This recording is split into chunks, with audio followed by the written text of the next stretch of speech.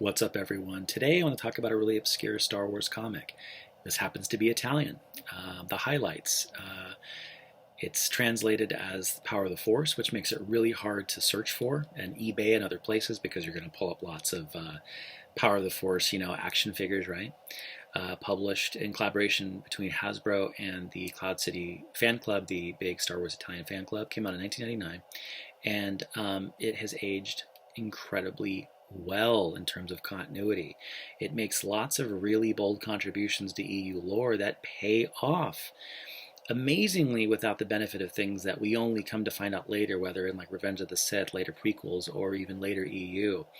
It's really fun. It's easy to look at something like this and think, well, yeah, it's just a promotional vehicle for Hasbro for the Italian market to sell some action figures. So it's probably quasi-canonical, and whatever doesn't mesh is just to be expected, right? Wrong. This fits in. It fits in really well. There's only one thing that's a little sort of like a little awkward in terms of in terms of continuity, and I'll explain that in just a second. But this thing's great. And it's not so much a story as it is basically a series of reflections.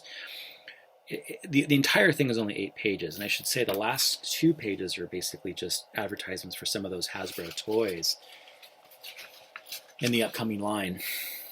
But then the other 6 pages are basically divided between some reflections by Palpatine and some reflections by Yoda.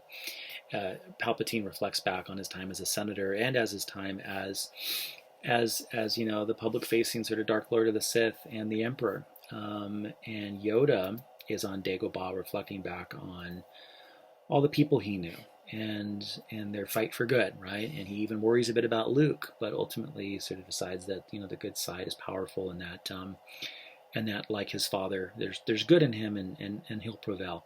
So not a story per se, but again, some interesting insights into these 2 major characters. But here's where the bold contributions are made, and here's how they pay off. In Yoda's case, on Dagobah, he's reflecting on people you'd expect him to reflect on, Padme and others. Although he does reflects on R2, and that's a little weird, right? Because again, like open question, prior to the prequels, like does he know R2? How does he know R2?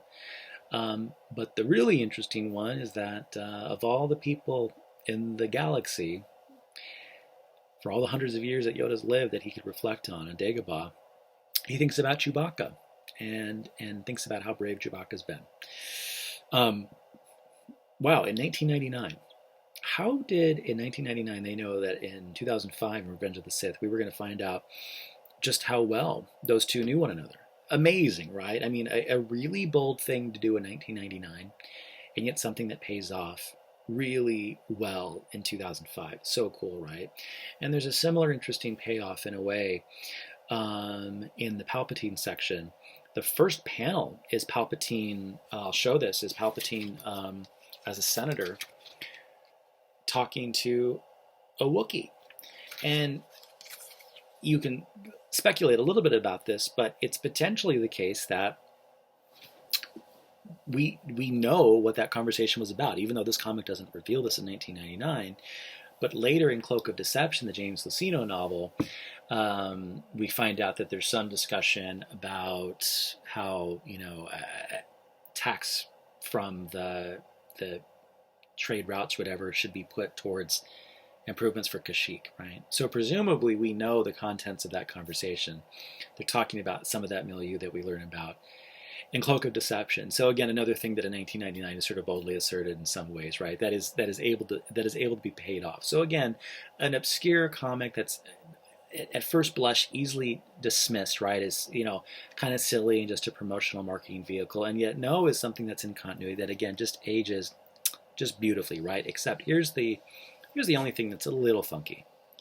It's the last page with Yoda on Dagobah. Now there he is. He's sort of imagining all the people that he's been reflecting on, and you can sort of see at the very end of that line is Force Ghost Anakin. Unfortunately, it's old Anakin, right? It's Sebastian Shaw Anakin. Again, in 1999, who could have anticipated some of the tweaks to Return of the Jedi that sort of replaced Sebastian Shaw with young Hayden Christensen Fair enough, right? I'm sure in some of your headcanon you probably see old Sebastian Shaw, as many of us probably still do, who spent decades watching Return of the Jedi with old Sebastian Shaw, right? Old Anakin Skywalker rather than young. So what are you going to do, right? It's something that I'll sort of allow that slight sort of, out of continuity sort of contribution, right? But it requires a small retcon, but that's okay.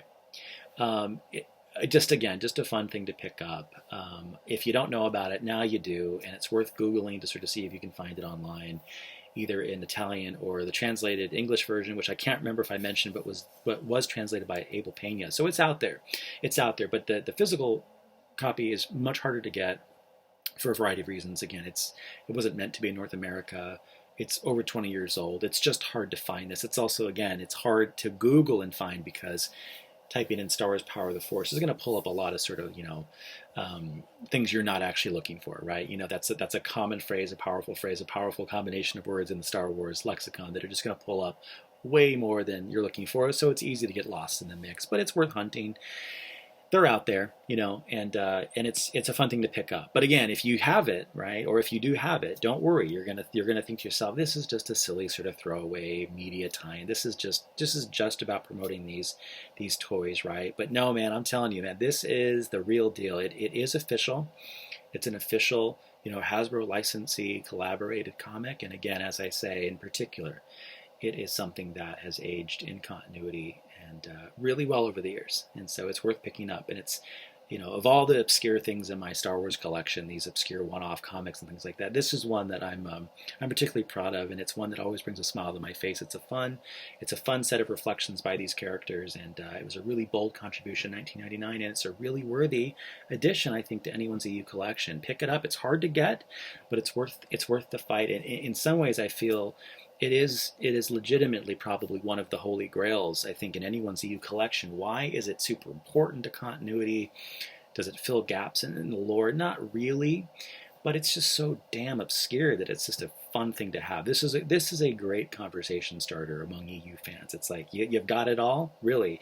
Do you have the 1999 Hasbro, co-collaboration with the Italian Star Wars fan club 6-page comic that predicts, Palpatine's conversations that are later revealed in Lucino and Yoda's relationship with Chewbacca? Do you have that one? Well, if you do, then you have reached a new echelon of Star Wars EU collecting, right? So anyway, Power of the Force, Star Wars, Hasbro, 1999. Check it out.